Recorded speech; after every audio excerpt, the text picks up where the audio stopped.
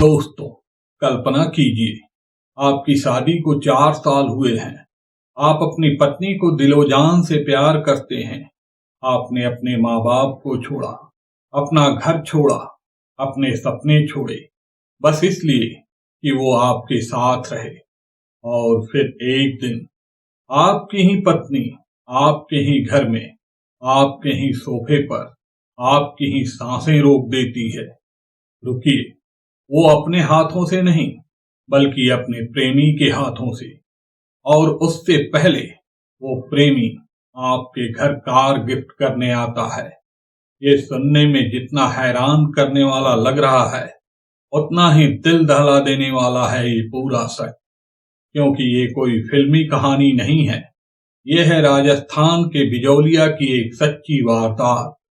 और आज हम आपको ले चलेंगे उसी घर के अंदर, उसी रात के अंधेरे में, यहाँ प्यार, धोखा, लालच और खून से मिलकर एक ऐसा त्रिकोण बनाया जिसकी एक भुजा हमेशा के लिए मिटा दी गई।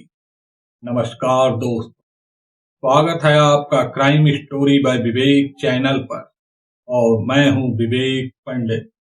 दोस्तों, आज की कहानी उन सभी रिश्तों पर पानी फेर देगी जिनके बारे में आप सोचते हैं कि ये अनब्रेकेबल है।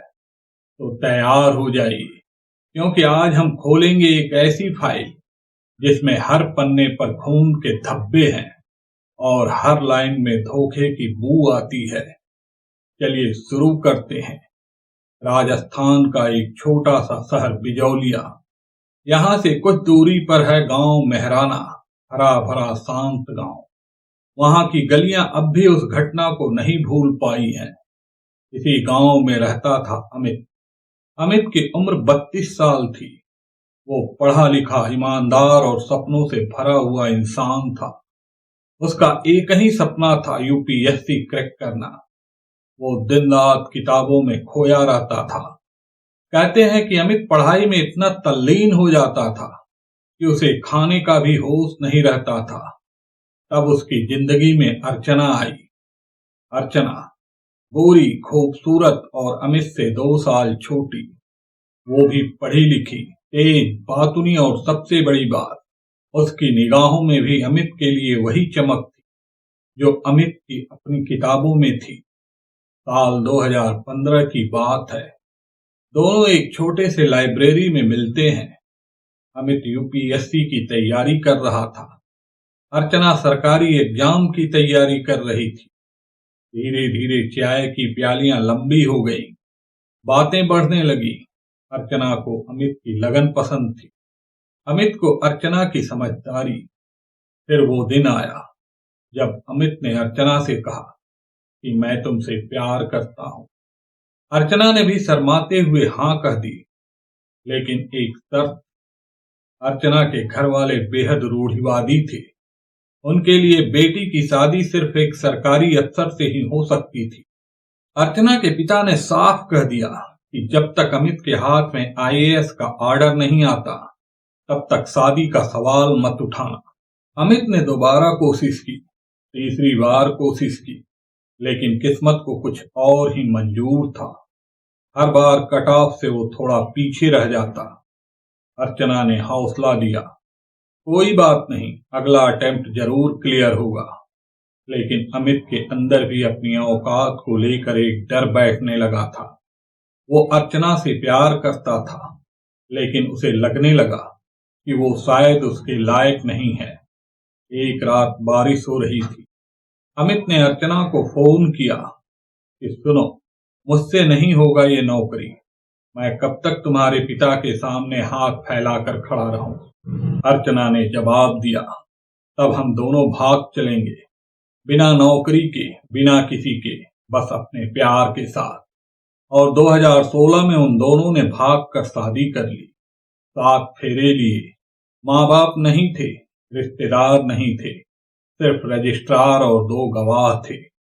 अर्चना के पिता को जब पता चला तो वो बेहद गुस्से में आ गए। उन्होंने अमित के घर वालों को धमकी भरे कॉल किए।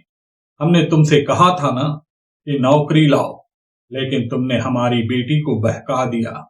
अब देखते हैं तुम लोग कैसे रहते हो। अमित के माँ बाप डर गए। उन्होंने कहा, बेटा, तुम दोनों कहीं और चले जाओ जब तक मामला शांत न हो जाए। मजबूरन अमित और अर्चना ने बिजौलिया के पास मेहराना गांव में एक छोटा सा किराए का कमरा ले लिया। बस 2 कमरे, एक छोटी सी रसोई। यहीं से शुरू हुआ उनकी जिंदगी का नया अध्याय, जो कभी न खत्म होने वाला दुखांत बन गया। शुरू शुरू में सब कुछ अच्छा था। अमित ने सोचा, अगर सरकारी नौकरी नहीं मिली तो खुद का कुछ करूंगा। उसने एक छोटा सा कोचिंग सेंटर खोल लिया। गांव के बच्चों को गणित और साइंस पढ़ाता। मुश्किल से महीने के 10-12 हजार रुपए आ पाते थे। उसी में किराया 4 हजार, बाकी में गुजर बसर। अर्चना कोई बड़ी ख्वाहिश नहीं दिखाती थी। वो अमित से बहुत प्यार करती थी। अमित जब भी घर लौटता, अर्चना उसके सिर में हाथ लगाती, चाय बनाकर देखती, लेकिन प्यार से पेट नहीं भरता दोस्त। धीरे धीरे अर्चना के अंदर वो सारी चीजें जागने लगी जो उसने अपनी सहेलियों और रिश्तेदारों में देखी थी। नई कार, अच्छे कपड़े, एसी, वॉशिंग मशीन, ये सब तो जरूरतें नहीं, शौक थे। लेकिन अमित उन्हें पूरा नहीं कर पा रहा था। एक दिन अर्चना ने कहा, अमित, तुम किसी अच्छी कोचिंग में नौकरी कर लो, वहां कम से कम 30-40 हजार तो मिल ही जाएंगे। अमित भड़क गया, मैं किसी के यहाँ नौकरी नहीं करूंगा, अपना ही दम है मेरा। अब रोज की लड़ाई शुरू हो गई।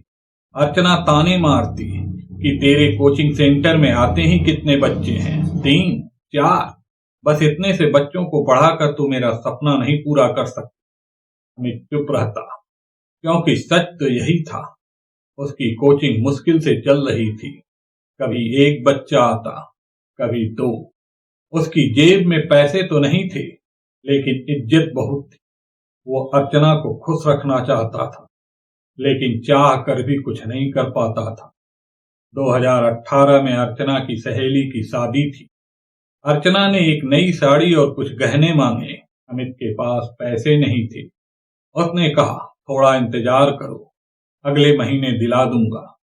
अर्चना ने उसी शाम उससे मुंह फेर लिया। वो रात दोनों ने चुपचाप बिताई। अमित ने सोचा कि काश मैं अमीर होता, लेकिन किस्मत को तो कुछ और ही मंजूर था। अप्रैल 2019 की बात है। साहिल, अमित का बचपन का दोस्त, दुबई से लौटा। साहिल पिछले 5 सालों से दुबई में एक ट्रांसपोर्ट कंपनी में काम कर रहा था। वहां उसने अच्छा पैसा जमा कर लिया था। करीब 50-60 लाख रुपए की सेविंग थी उसके पास। उसकी शादी 2 साल पहले हुई थी, लेकिन पत्नी उसे छोड़कर चली गई थी। तलाक के बाद साहिल अकेला था, पैसों से भरा हुआ, लेकिन दिल से खाली। वो अपने गांव लौटा तो उसने अमित के बारे में सुना कि उसने भागकर शादी की है और एक कोचिंग सेंटर चलाता है। साहिल को उत्सुकता हुई। उसने अमित के मोबाइल नंबर पर कॉल किया। क्यों यार, कहाँ हो तुम? मैं दुबई से आया हूं, मिलना है तुमसे। अमित खुश हो गया। पुराने दोस्त से मिलने की ख्वाहिश तो उसे भी थी। उसने कहा, आजा मेरे घर, पार्टी करते हैं। साहिल ने कहा, मैं शराब और खाने का इंतजाम कर लेता हूं। साहिल शाम को पहुंचा। उसने हाथ में शराब की 2 बोतलें, मीट और एक महंगी परफ्यूम की बोतल थी। अमित ने उसे गले लगाया। अर्चना ने दरवाजा खोला। साहिल की नजर सबसे पहले अर्चना पर पड़ी। वो साधारण सलवार कुर्ते में थी, लेकिन उसकी खूबसूरती साहिल को लगभग बेहोश करने लगी। उसकी आंखें अर्चना के चेहरे पर टिक गईं। अर्चना ने वो नजरें महसूस कर ली। वो मुस्कुराई और बोली, आइए भैया, आपका ही घर है। रात खूब शराब पी गई।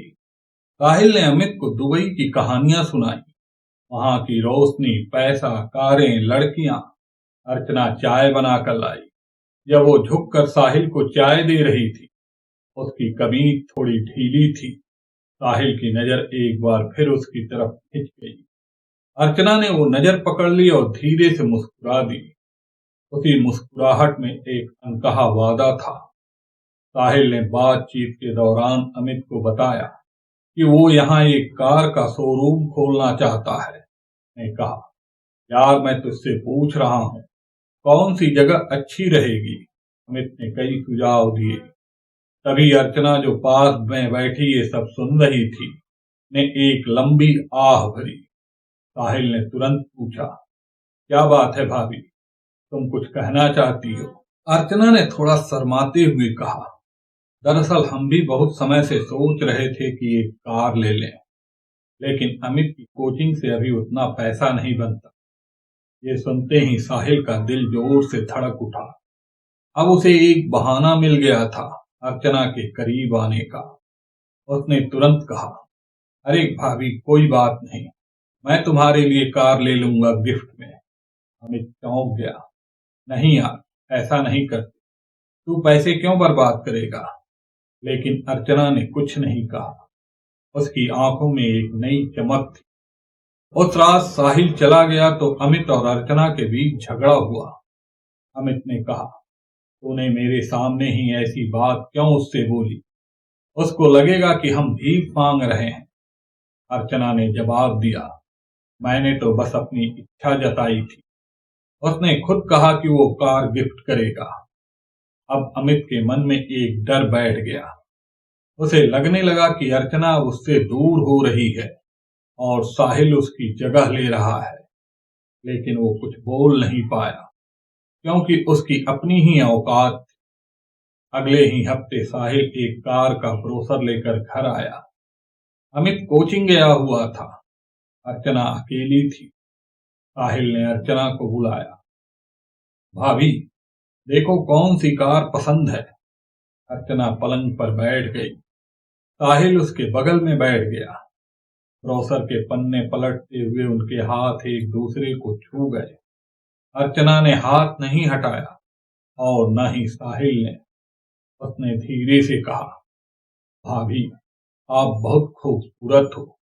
अर्चना ने नीचे देखा और मुस्कुरा दी। बस उसी मुस्कान ने सब तय कर दिया। उस दिन कार बुक हो गई, लेकिन उससे ज्यादा अहम चीज थी साहिल और अर्चना के बीच वो अनबोला रिश्ता। अब वो रोज अमित की गैर मौजूदगी में आने लगा। पहले बहाना बनाता, ब्रोशर लाया हूं, शोरूम देखने चलते हैं, अमित के लिए कुछ ले आया हूं।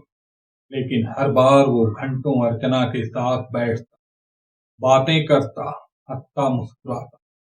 एक दिन कार आ गई। साहिल ने अर्चना को बुलाया कि भाभी चलो आज लॉन्ग ड्राइव पर चलते हैं, कार चेक करनी है। अमित कोचिंग पर था। अर्चना तैयार होकर कार में बैठ गई। साहिल कार लेकर गांव से दूर एक सुनसान रास्ते पर चला गया। वहां उसने कार रोकी। अर्चना ने कहा, यहाँ क्यों रोका? साहिल ने उसकी तरफ देखा और धीरे से उसका हाथ पकड़ लिया। तुम्हें पता है मैं तुम्हारे लिए क्या महसूस करता हूं? अर्चना ने हाथ नहीं खींचा। वो शांत रही। साहिल ने आगे बढ़कर उसे छू लिया और उसी कार में जो उसने गिफ्ट की थी, उसी कार की पिछली सीट पर एक नाजायज रिश्ते की शुरुआत हुई। अर्चना उस दिन घर लौटी तो उसके चेहरे पर एक अलग ही खुशी थी। अमित ने पूछा, कहाँ गई थी? अर्चना ने झूठ बोला कि साहिल के साथ मार्केट गई थी। लेकिन गांव में ऐसी बातें छिपती नहीं हैं। पड़ोसी, दुकानदार, गली के बच्चे, सबकी नजर थी। लोगों ने देखा कि साहिल अक्सर तब आता है जब अमित घर पर नहीं होता। कई बार देर रात तक रुकता। एक बार तो एक पड़ोसी महिला ने खिड़की से देख लिया कि साहिल और अर्चना कमरे के अंदर बैठे हैं और अमित कोचिंग पर है। उसने अपने पति से कहा। पति ने तुरंत अमित को फोन लगाया कि सुन अमित, तेरी बीवी और तेरा दोस्त कुछ ठीक नहीं लगता, तू एक बार घर आके देख ले। अमित ने उस दिन जल्दी कोचिंग बंद की और घर आया। उसने धीरे से दरवाजा खोला। अंदर कमरे का दरवाजा बंद था। अंदर से हंसी की आवाजें आ रही थी और फिर एक आहट। उसने खिड़की से झांका जो उसने देखा उसके होश उड़ गए। अर्चना और साहिल एक ही बिस्तर पर थे। अमित का दिल जोर से धड़क उठा। उसने दरवाजा पीटा और चिल्लाया, बाहर निकल साले। साहिल ने कपड़े संभाले और बाहर आया। अमित ने उसे एक थप्पड़ मारा। साहिल चुप रहा। अर्चना रोने लगी, लेकिन अमित उस रात कुछ कर नहीं पाया। वो बस बाहर आंगन में बैठ गया और रोता रहा। उसने सोचा, मैं क्या करूं? इसके बिना मेरा कोचिंग सेंटर भी नहीं चलेगा और साहिल पैसा देता है। उसकी मजबूरी ने उसे चुप करा दिया। दूसरे दिन साहिल अमित के कोचिंग सेंटर पर पहुंचा।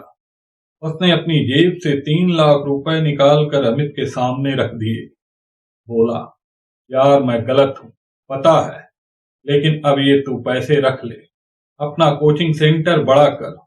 मैं तुझे हर महीने कुछ न कुछ देता रहूंगा।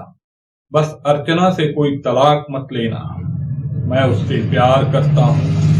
अमित ने पैसे देखे, 3 लाख रुपए। इतने पैसे उसने कभी एक साथ नहीं देखे थे। उसकी लाचारी और उसके लालच एक साथ जाग उठे। उसने पैसे रख लिए और बोला, ठीक है, जो करना है कर, लेकिन याद रख, अर्चना मेरी बीवी है, तो सिर्फ एक मेहमान है। साहिल समझ गया कि अमित को खरीदा जा सकता है। वो बेशर्मी से अमित के घर आने लगा। तीनों साथ बैठते, खाते पीते। अमित शराब पीकर सो जाता। साहिल और अर्चना दूसरे कमरे में चले जाते। गांव वाले कहने लगे कि अमित तो मर्द ही नहीं रहा।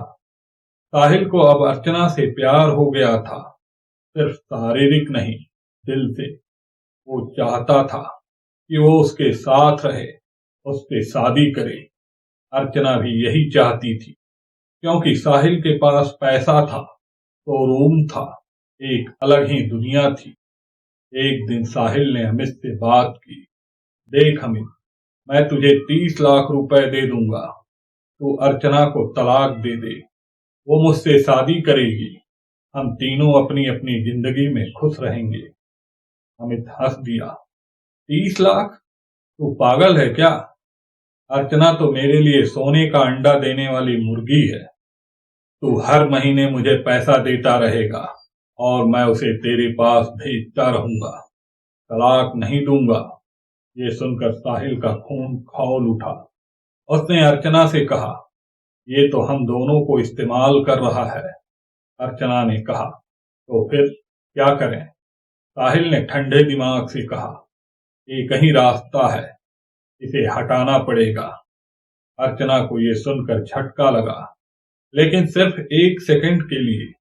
उसने सोचा, अगर अमित नहीं रहेगा तो मैं साहिल के साथ रहूंगी, सारी ख्वाहिशें पूरी होंगी और ये गरीबी भी खत्म होगी। उसने साहिल से कहा, ठीक है, लेकिन पक्का करना कि पुलिस हमें न पकड़े। फरवरी 2020, सर्दी का मौसम था। अमित ने साहिल को बुलाया कि आज पार्टी करते हैं, तू शराब ले आना। साहिल ने कहा, जरूर, लेकिन इस बार उसने शराब में नींद की गोलियां मिला दी थी। वो बोतल लेकर आया। तीनों ने खूब पी। अमित को कुछ पता नहीं चला। उसने एक एक कर 3 पैग लगाए। धीरे धीरे उसकी आंखें लड़खड़ाने लगी। अर्चना ने कहा, थोड़ा आराम कर लो, तुम नशे में हो। अमित सोफे पर लेट गया। देखते ही देखते उसकी आंखें बंद हो गईं। लेकिन ये सामान्य नींद नहीं थी, ये कोमा जैसी स्थिति थी। रात के 1:30 बजे थे। साहिल और अर्चना दूसरे कमरे से बाहर आए। उनके हाथों में रस्सी नहीं थी, लेकिन उनके इरादे जहर थे। साहिल ने सोफे की तरफ देखा। अमित बेहोश था। उसने अर्चना से कहा, तैयार है? अर्चना ने सिर्फ इशारा किया। साहिल ने अपने हाथों से अमित का गला पकड़ लिया। अमित ने आंखें भी नहीं खोली। कुछ ही मिनटों में उसकी सांसें रुक गई। साहिल ने उसकी नब्ज चेक की। कुछ नहीं बचा था। अर्चना ने पूछा, हो गया? साहिल ने कहा, हाँ। फिर वो अर्चना के कमरे में चला गया। सुबह होने से पहले ही साहिल वहां से चला गया। अर्चना ने सब कुछ वैसा ही रखा। अमित का शरीर सोफे पर पड़ा रहा, जैसे कोई शराबी सो गया हो। सुबह के करीब 8 बजे अर्चना ने चाय बनाई। फिर वो चाय का कप लेकर अमित के पास गई। उसे जोर से हिलाया। उठो अमित, चाय पी लो। लेकिन अमित के शरीर में कोई हरकत नहीं हुई। अर्चना फिर चिल्लाई, अमित उठो। जब वो जोर जोर से रोने लगी तो उसकी चीख सुनकर पड़ोसी दौड़े आए। किसी ने सांस चेक की, सांस नहीं चल रही थी। वो उसे लेकर तुरंत अस्पताल भागे। डॉक्टर ने चेक किया और कहा, ब्रॉड डेड, पहले ही मौत हो चुकी है। अर्चना वहीं फर्श पर गिरकर रोने लगी। मेरा अमित चला गया, अब मेरा क्या होगा। गांव वाले उसे सांत्वना दे रहे थे। किसी को शक नहीं था कि ये औरत ही इस सब की सूत्रधार है। पुलिस को सूचना मिली।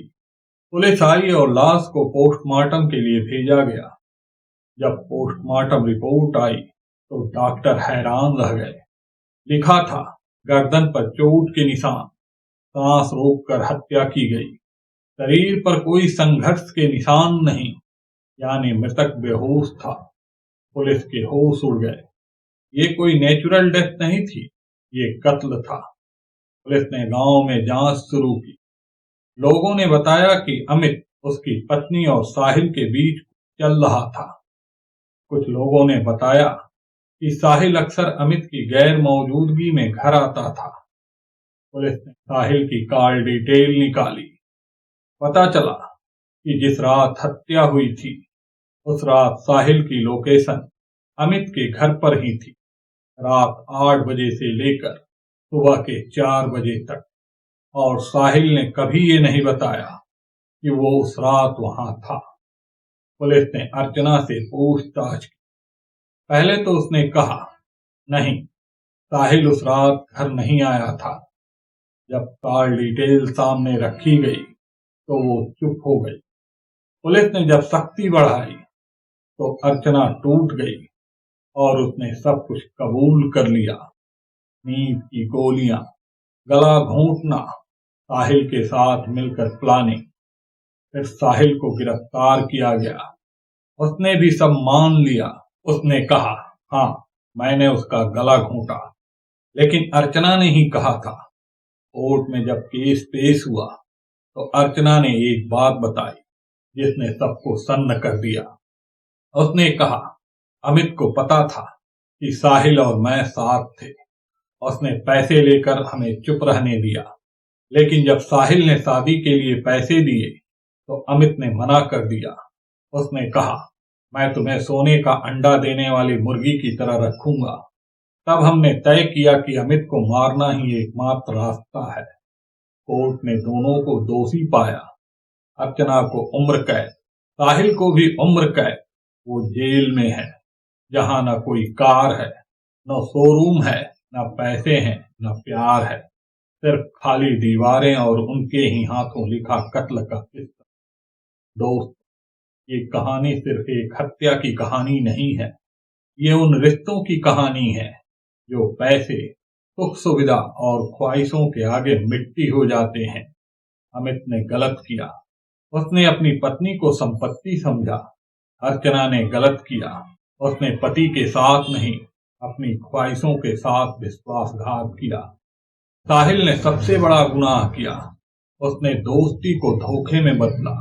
इस कहानी से सीख यही है कि शादी, रिश्ते, दोस्ती, इनकी कोई कीमत नहीं होती अगर इनमें ईमानदारी न हो। और हाँ, पैसा भले ही सुख दे, लेकिन अपराध कभी सुख नहीं देता। तो दोस्तों, अगर आपके दिल को ये कहानी छू गई हो तो वीडियो को लाइक जरूर करें, अपने दोस्तों के साथ शेयर करें ताकि वो भी जान सकें एक गिफ्ट में मिली कार कैसे बन सकती है कब्र का रास्ता। और हाँ, क्राइम स्टोरी बाय विवेक को सब्सक्राइब करना बिल्कुल ना भूलना। मिलते हैं कल इसी टाइम फिर से एक नई कहानी के साथ। तब तक के लिए अपना और अपनों का ख्याल रखें। धन्यवाद। नमस्कार।